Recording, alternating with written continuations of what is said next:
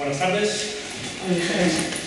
De antemano, gracias a todos que han hecho el esfuerzo de venir. Algunos han desplazado desde muy lejos. Esta es la segunda conferencia que damos dentro del ciclo de conferencias que estamos organizando en Oviedo, que empezó con la primera a finales de febrero con el padre Eduardo Montes. Esta es la segunda, que es la obediencia de España a Roma. Vamos a hacer algunas referencias históricas y bueno, planificamos que seguir con las conferencias luego en junio y cuando teóricamente. El ponente de hoy es don Eduardo Ávila, notario, estudió empresariales y derecho y ha preparado esta conferencia para hoy y le paso la palabra. Bueno, pues buenas tardes. Hoy voy a hablar de un tema que, como pasaba con una francesa, pues da pie a que siempre salen discusiones sobre si Francia, si España, si es que mejor, si es peor, si tal, bueno, cosas de ese tipo que a veces te hacen pensar y reflexionar y analizar un poco diferencias dentro de la misma catolicidad, de formas de ver, no la Iglesia, porque evidentemente Iglesia hay una, sino sí un resultado práctico. Y dentro de eso, aplicarlo a la situación actual un poco de perplejidad que nos encontramos los católicos que pretendemos ser católicos o pretender defender aquello que nos han transmitido y que de alguna manera hoy en día parece como que queda en duda. No voy a hablar de teología ni de nada de teología, que para eso doctores tienen la Iglesia. Yo me voy a limitar a aspectos psicológicos o históricos y bueno, sacar unas reflexiones en ese campo. Si quiero hablar de teología, pues eso, doctores tienen la Iglesia. Yo principalmente me he fundamentado, voy a reflexionar sobre dos libros que leí en su momento, o que estoy leyendo ahora. Uno es La historia de la Iglesia de España, del reverendo padre Ramón Mundrú, en una edición de 1856, para evitar cualquier tipo de duda sobre si es actual o no es actual. Y luego otra obra conocida de la historia de los ortodoxos españoles de Menéndez Pelayo, también suficientemente conocida y suficientemente ya contrastada como para que sea conocida. Entonces voy a distinguir en el tema, voy a hablar de tres partes, ¿no? Una parte referente a una serie de características iniciales, un poco, llamémoslo histórico-psicológicas, tanto por parte de Roma como por parte de España. Luego voy a hablar de una serie de elementos históricos o hechos históricos, de los cuales voy a pretender extraer una serie de características de lo que es la historia de la Iglesia y España.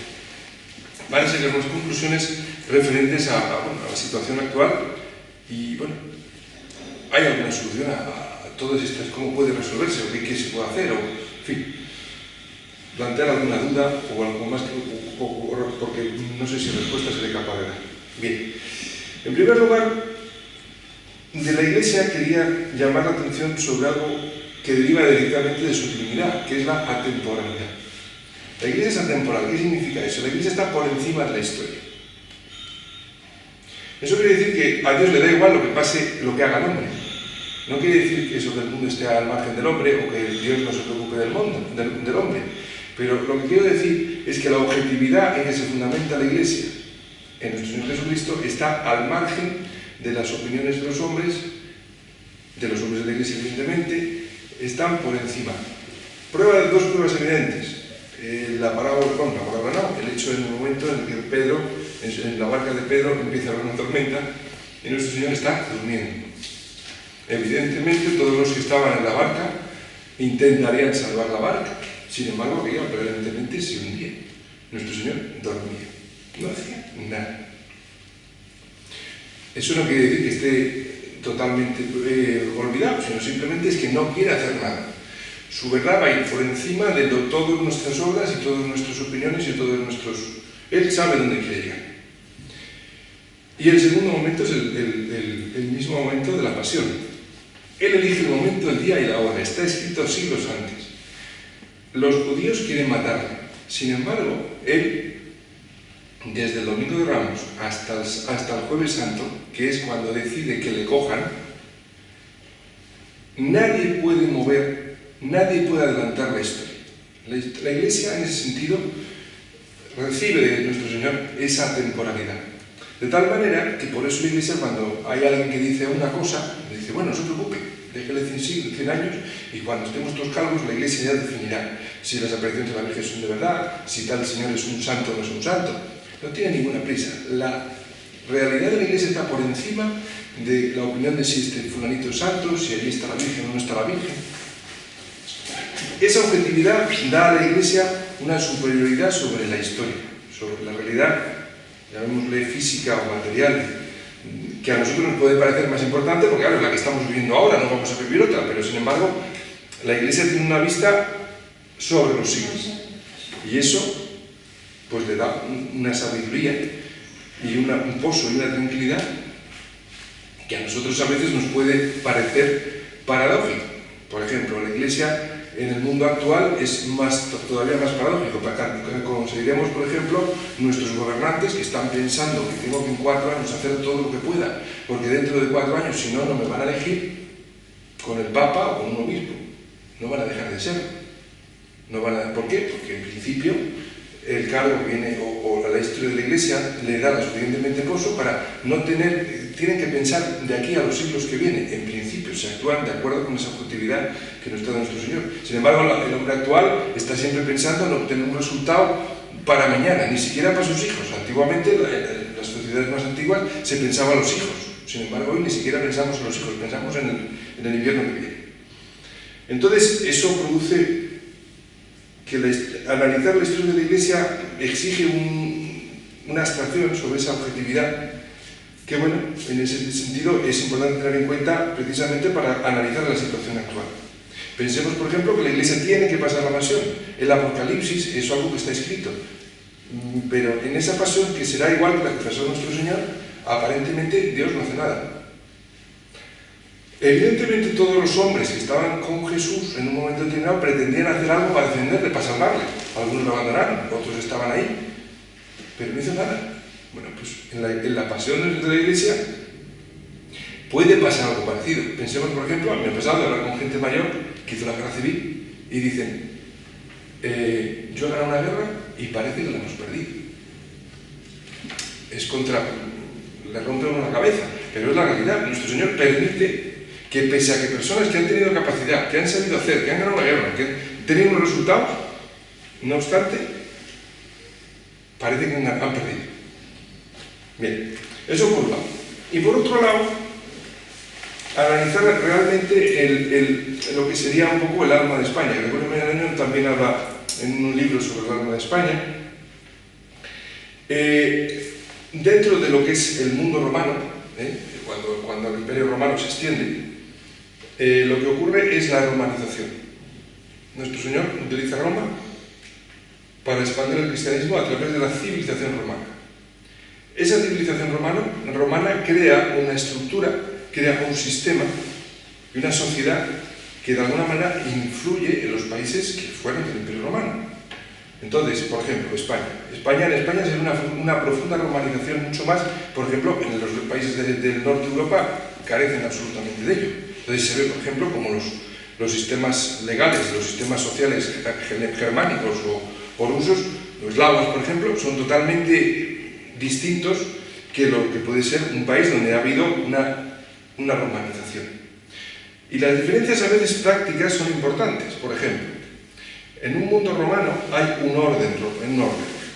El imperio funciona aunque el emperador sea Calígula y no que esté loco. El imperio y el sistema, la legión, los cónsules, todo el sistema del imperio funciona pese a que el emperador esté loco.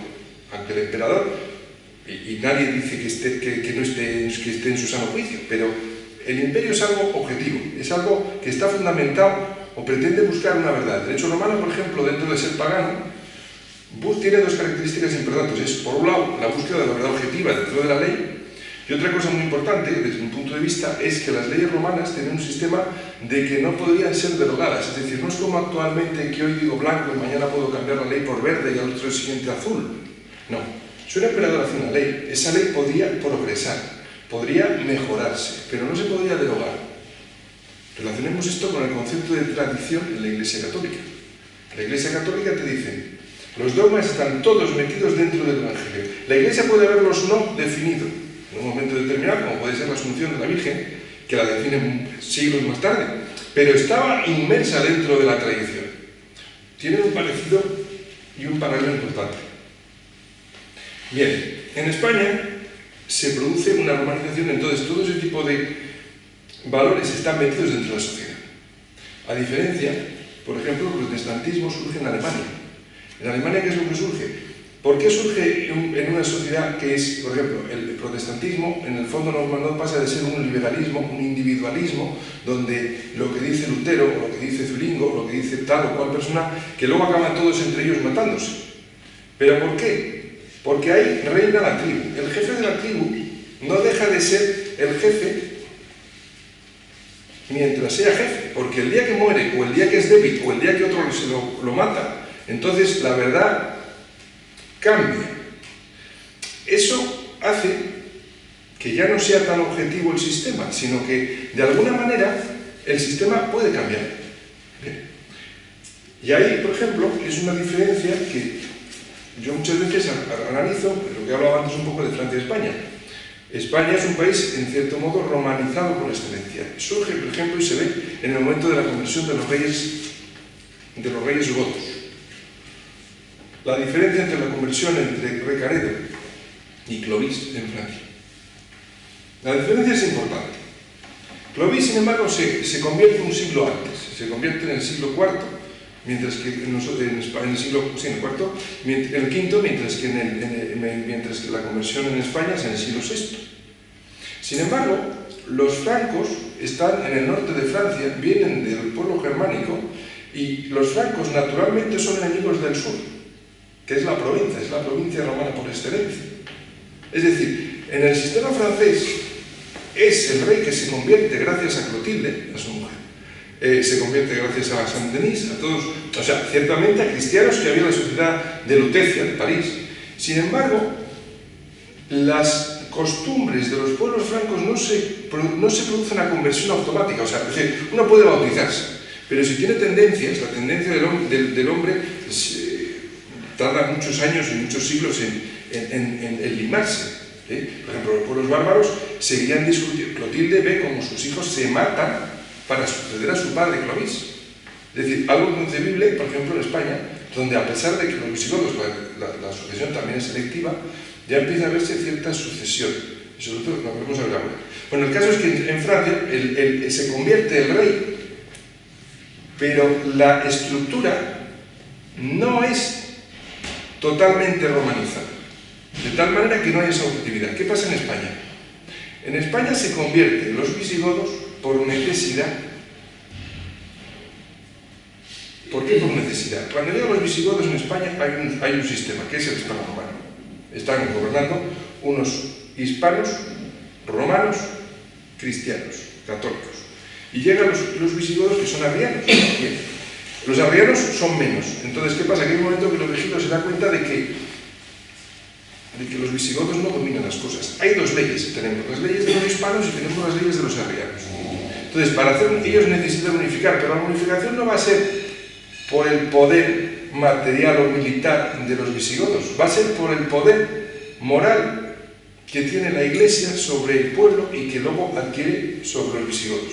Es decir, a través de los concilios de Toledo, San Leandro y San Isidoro, en este caso son dos figuras muy importantes, consiguen convertir. La tradición es que convierten a Hermenegildo, se duda si se convierte a Hermenegildo, convierten a San Hermenegildo, que es mártir, y a consecuencia de ello, luego posteriormente Recaredo se convierte. Bien, dentro de esta explicación rápida, luego en profundidad podemos ver cómo los reyes visigodos, arrianos, piden en los concilios de Toledo que después de las reuniones eclesiásticas haya una reunión civil para que a través de esos concilios se publiquen y se establezcan leyes que van a gobernar el reino.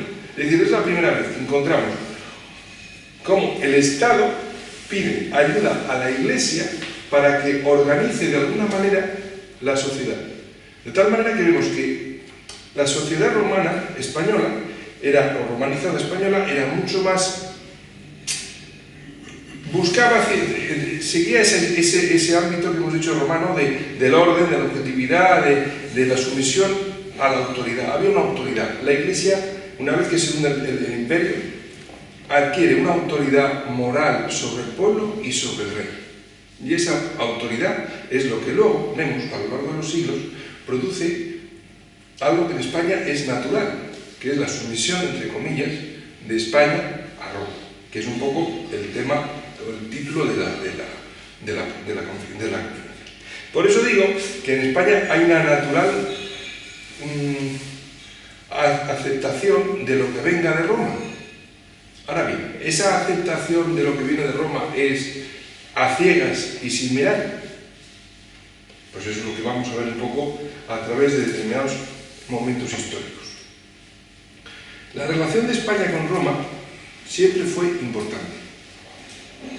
Ya no solamente hemos dado importantes emperadores como fueron Trajano, Teodosio o Adriano, que fueron emperadores importantes, no fueron de los últimos, fueron de los primeros, sino que también hemos dado desde los primeros siglos santos importantes, San Lorenzo, San Dámaso, que fue papa. En Santo Toribio de la Ivana tenemos el Lignum Crucis por algo. Vino de Roma, no vino de otro sitio. Bien. Otro momento muy importante es el momento en el que el mundo católico parecía arruinarse o hundirse bajo los arrianos. En ese momento hubo un obispo, que es San Atanasio, que dijo que no, que aquello era una herejía y que no se podía seguir.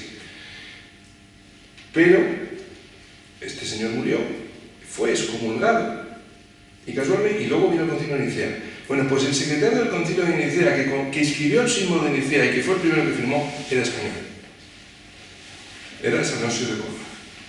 Entonces, hay que ver cómo España tiene una relación con Roma importante, pero no a nivel incluso de saber decir al Papa en un momento determinado, esto no es, y hay que defender a San Atanasio, por ejemplo, en este caso. Hemos hablado del momento de la conversión de Recaredo, donde San Isidoro y San Leandro son una pieza clave en esa conversión. Desde ese momento se empieza a ver que hay una relación, y vamos a ver una correlación entre si la Iglesia está bien, digo bien en el sentido de ordenada dentro de sus dogmas, dentro de lo que es una Iglesia católica, tal, vamos a ver que España va bien, no como andar, sino que España va bien y se ve apoyada en esa Iglesia. En el momento en que la Iglesia duda, en el momento en que la Iglesia está desordenada, España pierde fuerza. Por ejemplo, la Reconquista. Don Pelayo. Cuando empieza a avanzar la Reconquista en Castilla, los reyes castellanos, una de las primeras cosas que hacen es pedir a los benedictinos que manden y que traigan benedictinos. Santa María de las Huelgas, Covarrubias, Santo Domingo de Silos, por ejemplo. O sea, se empieza a ver como los propios reyes piden a la Iglesia que se vaya, vamos a ver, el hombre tiende a la relajación de las costumbres. Entonces, los reyes son conscientes de que la fuerza de la Reconquista necesita de rejuvenecer la savia. Entonces, piden a las órdenes, entonces, los benedictinos, que nos traigan, que vengan, para fortalecer de alguna manera, llamémosle la fe de los caballeros que iban a luchar contra los musulmanes. Casualmente, esto es positivo. En los siglos XIV y XV, precisamente la Iglesia pasa uno de los peores momentos. Después de los arrianos, viene el momento de todas las guerras de los siglos XIV y XV. Eso fue un desastre, donde el tema de los papas de Aviñón, las ventas de los privilegios de los honores de la Iglesia, en fin, es un momento donde hay problemas entre el Papa y el emperador de Alemania, en fin, en esa época es precisamente donde España, la Reconquista, se para, queda absolutamente parada. Y aquí también hay un detalle histórico, donde se ve, por ejemplo, la personalidad de España y la personalidad de esos países del norte que estoy diciendo que son un poco distintos.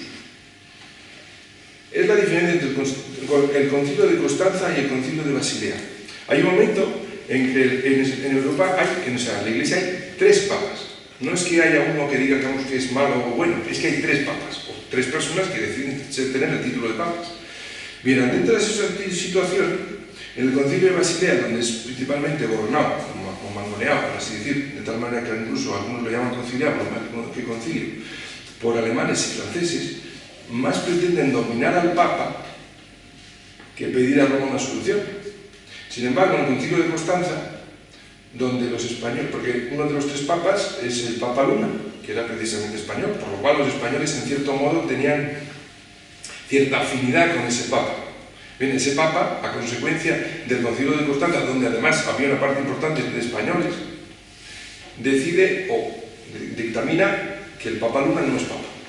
Bueno, pues casualmente los españoles asumen y aceptan y abandonan al Papa Luna, que muere en pañúsculo, el pobre abandonado. Quiero decir que, por ejemplo, en una situación como esta, los españoles, en cierto modo, aceptan el orden, aceptan la sumisión a la decisión del concilio, mientras que otros pueblos del norte de Europa lo que pretenden es más mangonear al Papa. El galicismo es algo que está dentro de la historia de la Iglesia.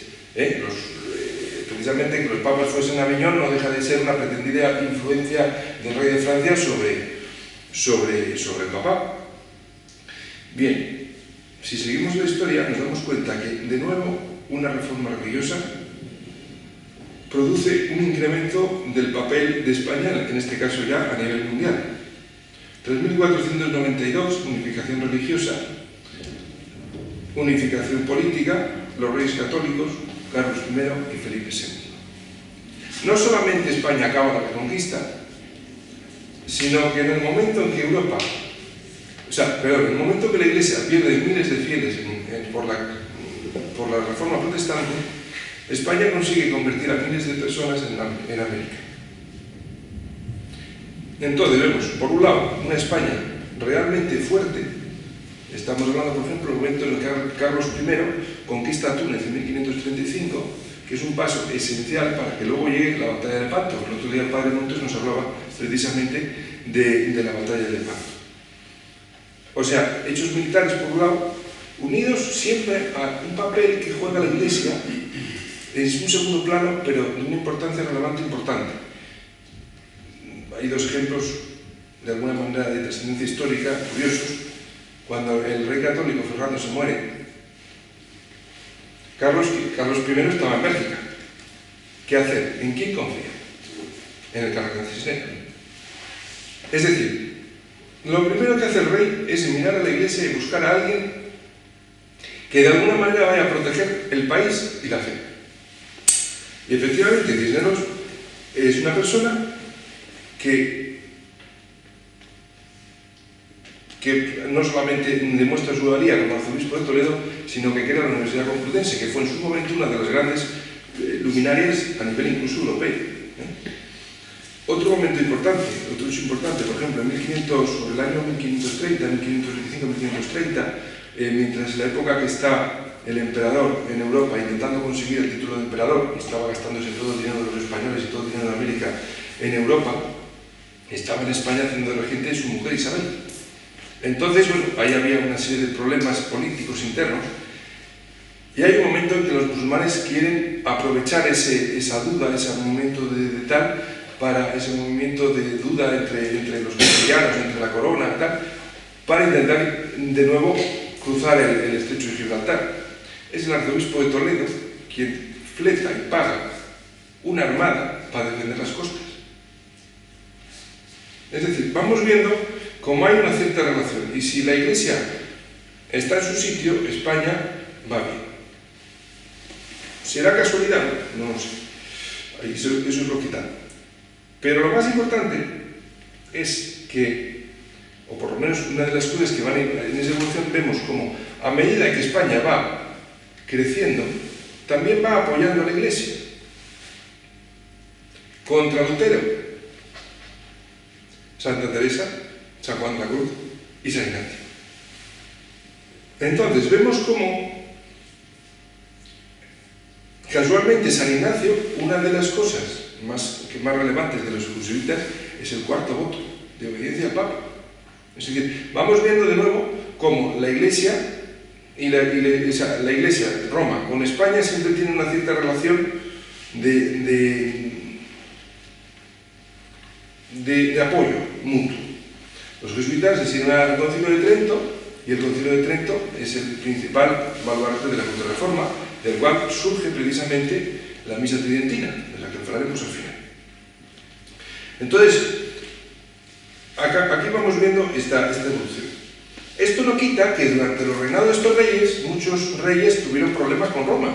Felipe II invitó a Galileo al Escorial, cuando aparentemente, según todos los estudios de internet, estaba excomulgado o perseguido por la Inquisición. Bueno, discutiremos ese día y no vamos a entrar en el tema de Galileo. Pero es gracioso como Felipe II, precisamente que es un rey que ni es oscurantista, ni le gustan las ciencias, y en el Escorial es uno de los mayores estudios científicos o laboratorios científicos del mundo, invita a una de estas personas que recibió Galilea a que utilice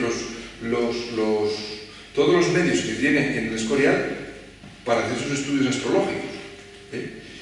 Carlos I, bueno, que decir del Saco de Roma, que no es precisamente un capítulo del que nos debamos jactar, pero se ve claramente que hay momentos en que los reyes de España tampoco son una sumisión absoluta y ciega a Roma, tienen sus más y sus menos.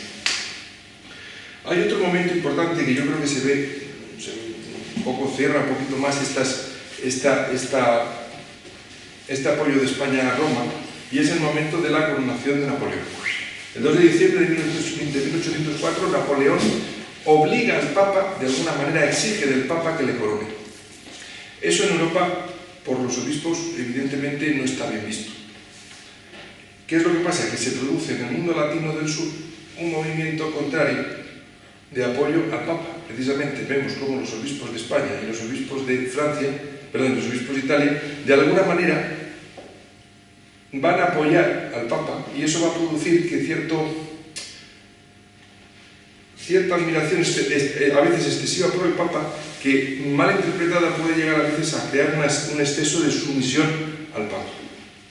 Que eso tiene sus cosas buenas, pero también tiene sus cosas malas. Y bueno, como último capítulo histórico, está la Guerra Civil Española. Podríamos decir que es una guerra civil. Murieron 8.000 religiosos, solamente. O sea que eso fue algo más que una guerra civil. Murieron todos, evidentemente ninguno murió con el arma a la mano, por lo que más fue considerado por Pío XII como una cruzada que como una guerra religiosa. Sin embargo, llegamos a la conclusión de que España gana una guerra mundial, como es la Guerra Civil Española, una cruzada, y 80 años después vemos como parece que han ganado los contrarios. Pues esto nos produce un cierto asombro. Pero de nuevo vemos que si la Iglesia es capaz de hacer que 13 obispos mueran por la fe, el pueblo español defiende la fe. Si los obispos no defienden la fe, los españoles quedan un poco...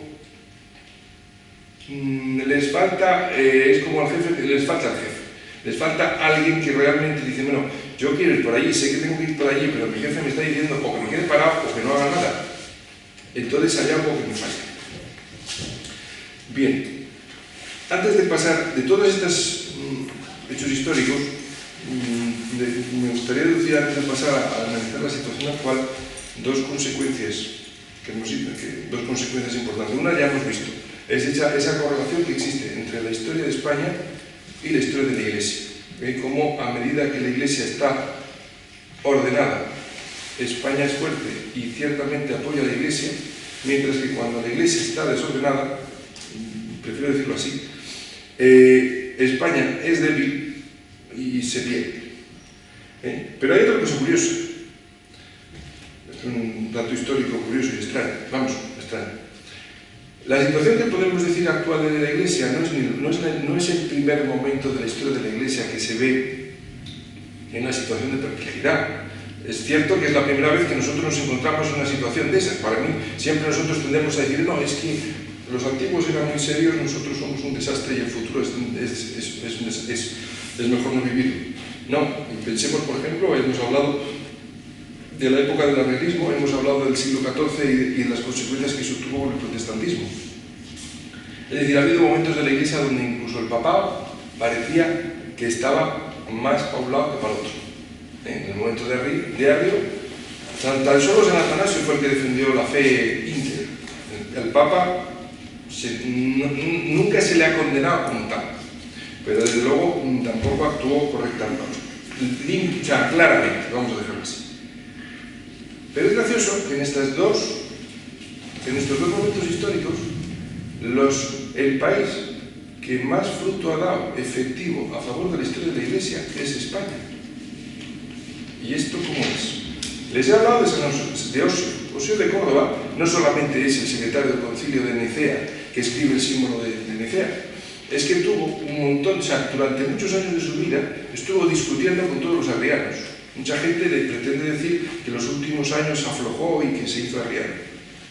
Menéndez Pelayo defiende bastante claramente que es bastante improbable que Osio de Córdoba se hiciese arriano el último día de su vida, después de estar 80 años luchando contra los arrianos, cuando además vivió, me parece que más de 100 años, si no recuerdo mal. Y contra los protestantes, de nuevo volvemos a ver, debemos a San Ignacio. O sea, vemos cómo otra vez España da dentro de esa sumisión, pero dejando un periodo de tiempo de la historia de duda de dentro de la Iglesia, que a veces parece Dios, es lo que hemos dicho de la barca, que Jesús está durmiendo.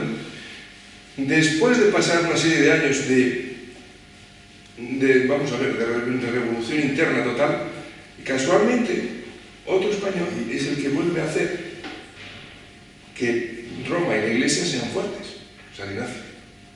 Durante el tiempo que los jesuitas han sido realmente lo que han sido, o lo que eran, lo que fundó San Ignacio, la Iglesia ha sido fuerte. Precisamente vemos cómo la caída, o digamos en el siglo, a finales del siglo XIX, a finales del siglo XVIII, en 1700 y pico, el Papa destituyó a como se dice, cerró la orden de los jesuitas, pero si bien fue desde el punto de vista legal, los jesuitas siguieron funcionando, porque bueno, es cierto que en los países católicos, donde reinaban los Borbones, se expulsaron los jesuitas, en Francia, en España, en Nápoles. Sin embargo, en Prusia, el rey prusiano protestante pedía a los hijos de San Ignacio que hiciesen un colegio para su hijo. Entonces vemos como los jesuitas, a pesar de todo, durante el siglo XVIII y durante el siglo XIX, ellos siguen funcionando porque siguen siendo con el espíritu de San Ignacio. Es necesario que se meta la revolución en la compañía, a través de Seller de Salver y todos un montón de teólogos que son los que de alguna manera luego van a producir también cierto desorden en Roma, los que van a producir un poco la situación actual. Es decir, que vemos como casualmente, es una cosa anecdótica, ¿no?, que en la historia de la Iglesia, España ha sido un gran apoyo en los malos momentos, para producir un resurgimiento de alguna manera de esa Iglesia. Bien, con esto llegamos a un momento, vamos a pasar ya un poco a analizar un poco lo que yo pienso en la actualidad, ¿no?, respecto a la situación actual.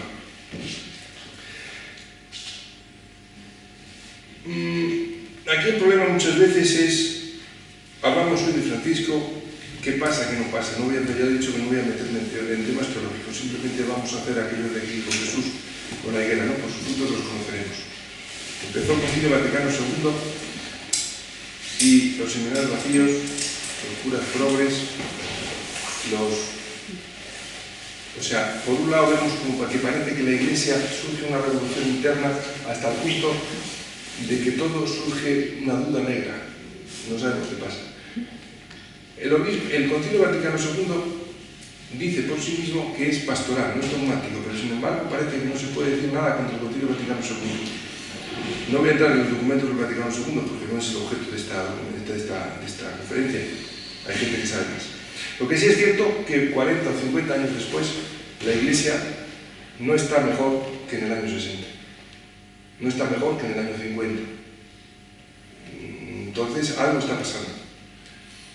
En la misma España se puede decir que en los años 60 y los años 70 se produjeron importantes reacciones, hubo muchos sacerdotes a nivel diocesano que mantuvieron la Iglesia tridentina, que reaccionaron. En España tenemos a Monseñor Campos, tenemos a don Marcelo, que sí de alguna manera, contra todas esas tesis progresistas que venían precisamente del mundo germánico, de Alemania, de todas estas tesis, querían mantener dentro de ese orden a Roma, pero querían mantener la tradición, porque la tradición es, y vuelvo con esto al primer tema de lo que hablaba de Roma, la tradición es nuestra piedra principal, la que nos debemos fundamentar para saber si vamos bien o vamos mal. ¿Por qué? Porque el Papa, los obispos o cualquier persona, con toda la buena intención del mundo, se pueden equivocar. Eso es una cosa que a veces... No vamos a decir, como hay algunos que dicen, no, es que el Papa no es Papa, es edecantista. No, mire, vamos a ver, hay un señor que se llama San Roberto Bellarmino, que es un jesuita precisamente, que estudia el tema, hay ellos que estudian el tema y que lo leen. No se trata de discutir si el Papa es Papa, se trata de ver que si nosotros no estamos con esa objetividad fundamentada en nuestro Señor, si no seguimos esas tesis que emanan de esa tradición, de alguna manera, aunque simplemente sea por no hacer, nos estamos alejando de aquello y a consecuencia de ello nos enfriamos, que es un poco lo que pasa en la Iglesia. No estamos diciendo que esto vaya a ser un terremoto, es evidentemente un movimiento muy fuerte. El arrianismo no fue tan importante, o más como podemos decir actualmente. Tengamos en cuenta que en el momento del arrianismo no había cardenales en Roma que se atreviesen a decir al Papa nada. Hoy en día hay cardenales en Roma que se atreven a decir al Papa alguna cosa. O sea, en ese sentido, tampoco estamos peor. Lo que sí es cierto es que se produce una situación de sorpresa. Y ante esa sorpresa, vemos como, por ejemplo, en España se produce eso que hemos dicho, que hay muchos sacerdotes a nivel diocesano que siguen manteniendo la misa tridentina. ¿Por qué la misa tridentina? ¿Qué tiene la misa tridentina contra la misa que podríamos llamar de Pablo VI?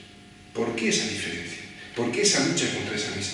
Todo eso es lo que nosotros tendríamos que empezar a pensar y de alguna manera analizar. Porque al final, la discusión no es sobre si el Papa lo hace bien o mal, o si el Papa es Papa, como pretenden algunos discutir al Papa, sino si realmente el fruto principal, pensamos una cosa, la misa no deja de ser la representación, el mismo sacrificio de nuestro Señor en la cruz. Si nosotros quitamos eso, automáticamente estamos quitando la fuerza de la Iglesia. Entonces, si la nueva misa, que no respetan los propios progresistas, de alguna manera impide, no voy a decir que niegue, sino que impide que surja o que resurja esa sangre fuerte, esa sangre que regenere la Iglesia, de alguna manera hay algo que no va bien. Otro día hablaremos de la misa. Se hablará del tema, me imagino que hablará de una carta que escribió una serie de cardenales, Pazzi y Ottaviani, sobre la Santa Misa, sobre la misa, digamos, de Pablo VI. Pero hay, por un lado, el problema que tenemos interno de la Iglesia y por otro lado, el problema que tenemos dentro de la sociedad. A través de la televisión, parece que todo lo malo, todo lo antiguo es malo. Antiguamente se pensaba lo contrario, lo que venía de nuestros padres era bueno, y lo bueno y lo nuevo, ya veremos si es bueno o malo. La tesis antigua era, bueno, esto lo hacen mis padres, yo sigo haciéndolo, que lo nuevo, ya veremos si está bien.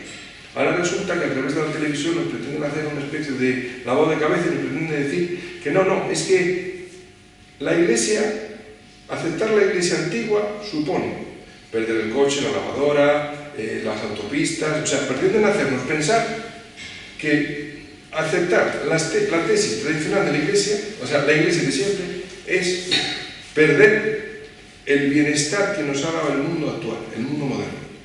Y esa asimilación que pretende hacer a través de la televisión, no más que pretende un poco psicoanalizar a la gente para que la gente la dirija de alguna manera. Es decir, no odian en sí a la Iglesia, porque en sí no les ha hecho nada, sino que les hacen pensar que si ven a un cura con sotana, eso les va a suponer que van a volver a la época de cuando eran pequeños, con sus abuelos, que iban en carro o no había lavadoras. Previamente en Francia, donde no había curas con sotana, donde era un país medio protestante, o en Alemania, tampoco había televisión, tampoco había lavadoras y tampoco había coches.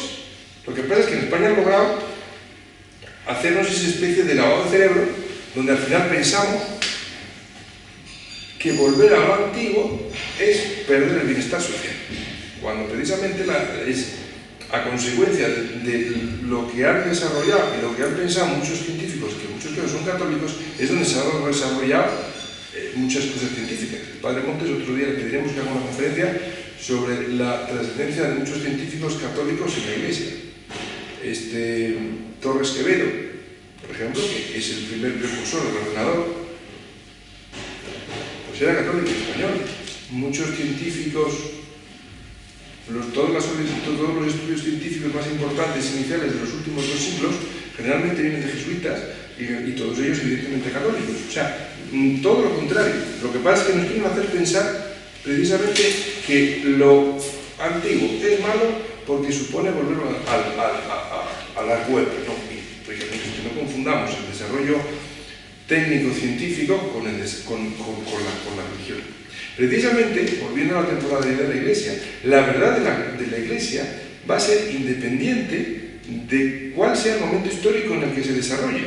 Es decir, dentro de 100 años, cuando el mundo vaya en coches por el aire, con coches eléctricos, la verdad de nuestro Señor seguirá siendo la misma. No va a cambiar. Eso es lo que... Esa es la temporalidad. Entonces, hoy en día se nos plantea una situación de duda o de qué hacer ante todos esos tipos de afirmaciones que se hacen en Roma. Es que el Papa ha dicho, no sabemos realmente si lo ha dicho o no lo ha dicho, es que tal obispo ha dicho. Mire, hay 2 cosas. Una, discutir la autoridad del Papa. Yo personalmente no voy a negar en absoluto la autoridad del Papa, porque si sigo la tradición española, yo no voy a romper el orden de la Iglesia. Pero tampoco quiere decir que vaya a aceptar que el Papa no se pueda equivocar en una cosa que no sea de fe. O sea, el Papa se puede equivocar, porque si el pobre es del River Plate, porque es argentino, pues yo soy del Madrid. Quiero decir, ridiculizando el asunto, hay cosas humanas en las que el Papa puede equivocarse. Es verdad que normalmente el Papa, que es una persona con suficientemente conocimiento y experiencia como para que su opinión sea digna de escucha, por lo menos. Pero hay momentos en que también se puede equivocar. Es que si dice una cosa de fe, ¿qué tal? No lo sé. Lo que ha dicho San Roberto Bellarmino habla precisamente de diferenciar el Papa como persona del Papa como institución para resolver este tipo de enigmas a veces históricos. Desde el punto de vista nuestro, la postura del sacramentista, es decir, el que niega que el Papa sea Papa, al final normalmente todo este tipo de posturas llegan a soluciones absolutamente absurdas, porque son contrarias a lo que pretenden decir. Es decir, me explico, si yo pretendo decir que el Papa no es Papa porque no sigue la tradición, pero yo digo que soy yo el que juzga al Papa y por lo tanto que yo soy el juez y que decide la verdad, estoy siendo tan liberal como los liberales. En el fondo es un razonamiento inverso. Entonces, ¿qué pasa? Los sacramentistas son tan liberales o tan progresistas como los modernistas, porque en el fondo están haciendo lo mismo, un liberalismo, un individualismo, decidiendo ser ellos los que deciden o juzgan al Papa. La postura española siempre fue decir, bueno, mira, vamos a ver, es más seguro de alguna manera las responsabilidades de la jerarquía. Yo puedo seguir respetar la autoridad del Papa, pero de alguna manera intentar buscar cómo defender aquello que ha sido la Iglesia, aquello que ha sido la tradición. Vamos a ver, dentro del mundo tradicionalista, pues tenemos la postura que podemos llamar francesa, que hemos dicho antes, hemos dicho la discusión entre Francia y España. ¿Qué es lo que pasa? Por ejemplo, en España, en Francia, la tradición entre los hombres de la Iglesia a veces no es tanto la sumisión a Roma, sino que tienen una cierta independencia psicológica de Roma. Entonces para ellos no les supone tanto problema el Papa, en el sentido no de falta de respeto a la autoridad, sino de que se pueda equivocar, que es un hombre que como tal puede tomar en el momento la decisión adecuada que es un poco la situación, la decisión que en su momento tomó Monseñor Lefebvre, que todo el mundo ha dicho, no, es que esa está como, oye, mire usted, todo el mundo se le ha olvidado que Benedicto XVI levantó la excomunión y no solamente hizo eso, no solamente levantó la excomunión, es que hizo un motu propio, por lo cual permitió precisamente celebrar la misa tradicional, que al final era el punto clave donde estaba precisamente la lucha.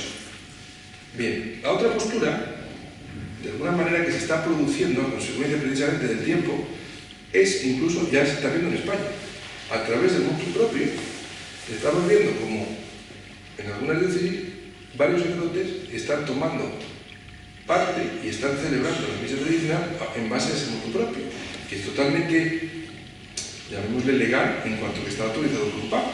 Es decir, que dentro de la propia Roma, al final, nuestro Señor, que escribe bastante torcido, pero al final tiene la idea clara, hace que a través, después de una serie de años de dudas y discusiones, al final, a través del motu propio, se pueda defender la tradición dentro de la Iglesia. Y aquí vemos, por ejemplo, como hay hay seminaristas en Toledo, hay curas en Toledo que celebran esta misa, como el Padre Joel aquí presente, en Oviedo se está celebrando la misa tridentina dentro del motu propio. O sea, que vemos que dentro de la Iglesia se puede defender perfectamente la tradición dentro de una sumisión, pero eso sí, de alguna manera, sobre todo cuando oímos algunas cosas del Papa, yo creo que lo mejor es decir, bueno, mira, vamos a pasar un tupido velo, vamos a pensar que Dios proveerá y vamos a centrarnos en lo que nosotros podemos defender. Si para mí defender, por ejemplo, la tradición, en ese sentido, es lo que me permite que me dé la fuerza para yo seguir siendo católico, vamos a decir por ahí, y Dios, Jesús, cuando se levante, podrá tranquilizar la tempestad y pondrá las cosas en orden. Pero yo, por lo menos, tengo la manera de salvar.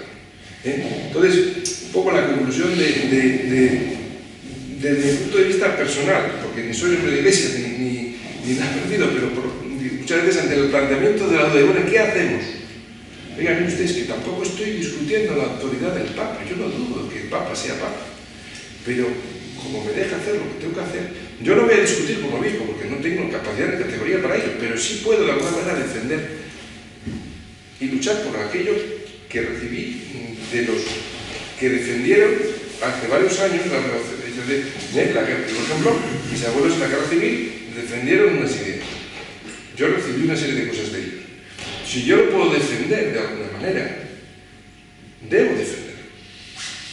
Dios ya me proveerá de alguna manera para que esa defensa sea válida. Es decir, durante muchos años en España ha habido dudas si la misa tridentina, no sé qué, muchos sacerdotes no tenían duda. Sin embargo, otros planteaban la duda a aquella gente que tenía, por ejemplo, mucha gente fieles de la calle que tenían dudas sobre tal. Muchas veces el párroco, no, esto no puede ser. Sin embargo, otros sacerdotes de la iglesia sí lo habían hecho. Y hoy en día es más claro todavía. Entonces, desde el punto de vista práctico, desde el punto de vista de una solución a la situación actual, ¿cómo se puede defender la tradición? Pues buscando. ¿Por qué he hecho referencia a la misa y por qué vamos a hacer una tercera conferencia sobre la Santa Misa? Porque al final la misa es lo más importante. Si nos quita la misa, nos quedamos sin alimento. Santa Clara de Asís vivía de la comunión, no comía otra cosa. Un poco sorprendente, pero durante muchos años no podía, ingería alimentos y los echaba, no podía comer. O sea, es suficiente alimento. Lo que pasa es que si nos quitan eso, la Iglesia pierde su fuerza. No quiere decir que Jesús vaya a perderse ni se vaya a hundir la Iglesia. La Iglesia va a seguir ahí, Jesús estará durmiendo y se levantará cuando le dé la gana.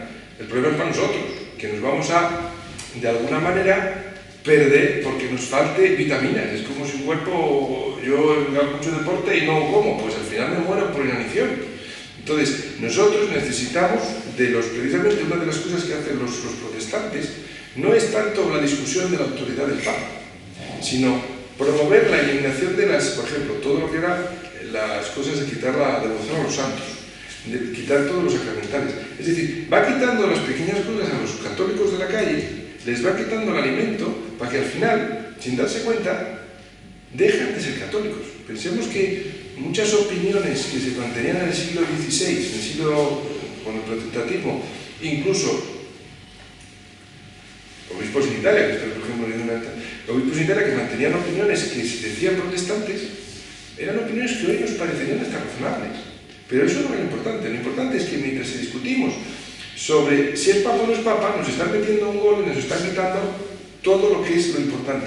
¿Qué es lo que nos viene? Lo que nos viene de la tradición, lo que nos viene del Evangelio, al final es lo que a nosotros nos va a dar la fuerza. ¿Qué es lo que le da la fuerza a España? La historia lo dice. Si la Iglesia es fuerte, si nosotros tenemos la misa de los medios que da la Iglesia para salvarnos, al finalmente tú eres fuerte, porque Dios te da esa fuerza. Sin embargo, si no la tenemos, el que se pierde es uno, no el otro. Entonces, bueno, un poco ya como conclusión definitiva, y si alguien quiere hacer alguna pregunta, pues que la haga. La idea era un poco transmitirles como también esta situación un poco de perplejidad que nos produce la situación de Roma. Tampoco ni debemos desalentarnos, ni debemos hundirnos, pero debemos luchar en qué dirección. ¿Cuál debe ser nuestra dirección? Pues buscar un poco aquello que nos han dado nuestros padres, aquello que nuestro sentido común nos dice que es bueno porque es lo que de alguna manera estamos vacunados a través de lo que hemos recibido de nuestros padres. Entonces, esa herencia que tenemos es la que tenemos que buscar para ver si nosotros hasta aquí hemos llegado gracias a aquello, ¿por qué estamos renunciando a aquello? Que tampoco me perjudica. Yo no voy a perder la televisión, ni voy a perder mi coche, ni la lavadora, porque vaya a misa. Pero si no voy a misa, voy a perder algo más que la televisión, que el coche, porque voy a perder mi auto. Entonces, en ese sentido, es donde yo creo que, bueno, de alguna manera, quería hacer más hincapié y de alguna manera también decir, fundamentar el porqué. La tercera conferencia sería sobre la Santa Misa, que habría una persona de Madrid que sabe el tema y que explicaría un poco qué diferencias hay un poco entre la misa tridentina y ya no la misa moderna, porque no es, hoy cuando vamos a misa, muchas veces la misa no es la de Pablo VI. Es un invento que han hecho sobre la misa de Pablo VI. La misa de Pablo VI, si uno coge la misa de Pablo VI, se da cuenta de que tampoco hay tanta diferencia. Lo que pasa es que hoy en día, entre las traducciones, los cambios, las adaptaciones y los no sé qué, nos encontramos aunque que eso no es ni la misa de Pablo VI. O sea, que no voy a criticar tampoco la misa de Pablo VI, simplemente digo que lo que muchas veces se celebra, se escucha en muchas iglesias, ni siquiera es misa. Es triste, pero es así. Pues bueno, si tienen alguna pregunta o alguna cosa.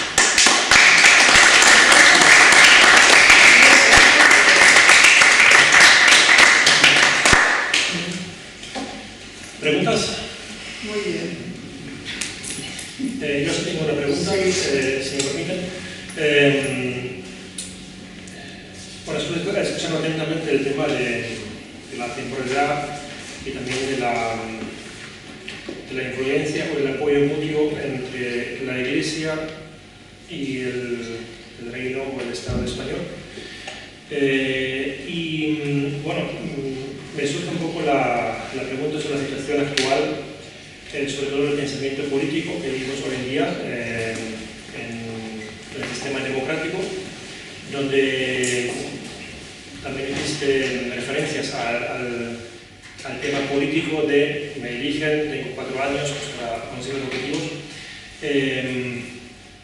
¿Hasta qué punto nuestro pensamiento católico sobre la doctrina católica viene influenciado por esa rapidez de cambios políticos y de que uno pone algo y otro quita algo?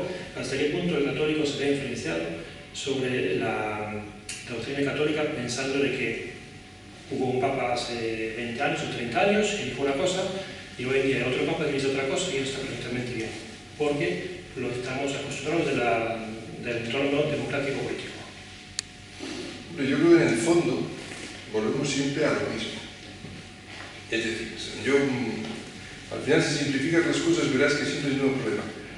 San Ignacio explica muy bien en el diálogo, en la contemplación de los dos bandos, de las dos banderas. Hay un bando bueno y un bando malo. Un bando blanco, un bando negro o rojo, como lo quieras saber. El problema está que el bando de la mentira no tiene objetividad en la que apoyarse, entonces la mentira tiene que estar cambiando continuamente. Lenin bien explicó en sus libros que no se trataba de que la verdad fuese verdad, sino que tú dijeses muchas veces una misma mentira y al final te la acabarías creyendo. Quiero decir que el mundo actual precisamente es tan sumamente loco de ritmo, no porque esté loco de cabeza, sino porque está... O sea, si tú a una persona no le dejas pensar, no le dejas analizar, no le dejas un día para descansar, al final le llevas... No le haces parar, es como si estás todo el día contestando un correo electrónico. Nunca tienes tiempo para reflexionar. Entonces, ¿qué es lo que pasa? Si el demonio consigue que la gente no reflexione, que estemos siempre pensando que hoy hemos hecho blanco, mañana verde, al otro lado no sé qué, hoy votamos a los azules, mañana los rojos, luego los amarillos, luego los morados, luego... Es que ¿dónde está la verdad? ¿Dónde me quedo? ¿Qué pasa? En esa duda la gente se vuelve loco. Siempre estamos buscando algo que nos deja satisfechos. Cuando en el fondo... Precisamente la satisfacción del alma necesita esa paz, esa tranquilidad, que debe estar fundamentada precisamente muchas veces no en la religión en sí, la religión católica, por una serie de mandamientos o de preceptos, sino en el sermón de la montaña o muchas veces en esta contemplación que digo yo de los ejercicios de examinación. Es decir, el mundo actual lo que está intentando es no permitirte pensar, hacerte todo el día hacer cosas, cambiando de opinión todos los días, como te cambias de chaqueta, para no permitirte analizar si está bien o está mal. De tal manera que tú no analizas si la democracia está bien o está mal, tú no analizas si es bueno que haya ganado el socialista o el PP, más allá de los 5 minutos después que ha recibido una noticia, porque a los 10 minutos ha recibido otra. Entonces ya no te da tiempo. De tal modo que tú nunca tienes la posibilidad de asimilar la noticia. Tú piensas una cosa, desde que se inventó la rueda hasta el siglo XIX, pasaron muchos siglos y la rueda evolucionó, pero desde el siglo XIX, la revolución industrial, hasta hace 5 días que estamos con estos teléfonos, los cambios han sido tan rápidos que el propio alma del hombre es incapaz de asimilar tanto cambio. Entonces, eso le produce una insatisfacción, le produce una duda, le produce una inestabilidad, le produce una situación... ¿Qué es lo que debería hacer un hombre? Pues irse 5 días a la montaña a pensar, pues a lo mejor sería una solución. Pero precisamente el demonio no puede permitir eso, porque si tú estás 5 días pensando, igual piensas y se te ocurre algo. Entonces yo creo que en esa situación, por un lado, tienes ese movimiento continuo. Y por otro lado, en contra, tienes la temporalidad de la Iglesia. Es decir, la Iglesia está por encima de ese movimiento interno, es continuo. Tú tienes que lograr salir de ese movimiento continuo para poder abstraer las cosas y poder decidir. Porque, por ejemplo, un gobernante, en principio, tiene que abstraer, tiene que pensar a 20 años, a 40 años. Si un gobernante no puede estar pensando más que en cómo voy a conseguir 200 votos más, porque así consigo un escaño para mañana, ya no está pensando si la ley que va a votar hoy en el Congreso va a ser buena o va a ser mala, porque su decisión no va a depender de si sea buena o mala, sino que es oportuno o no oportuno para mí. Porque ya no va a ser bondad, o sea, no va a ser objetivamente bueno o malo, sino que va a ser oportuno o no oportuno a mi interés. ¿Me explico? Entonces, si tú lo fundamentas en precisamente la objetividad del sistema cerrado, o más o menos amplio, como lo que decía de Roma, lo que digo de la Iglesia Católica, tú tienes una objetividad, entonces tú puedes gobernar a 1000 años en esto.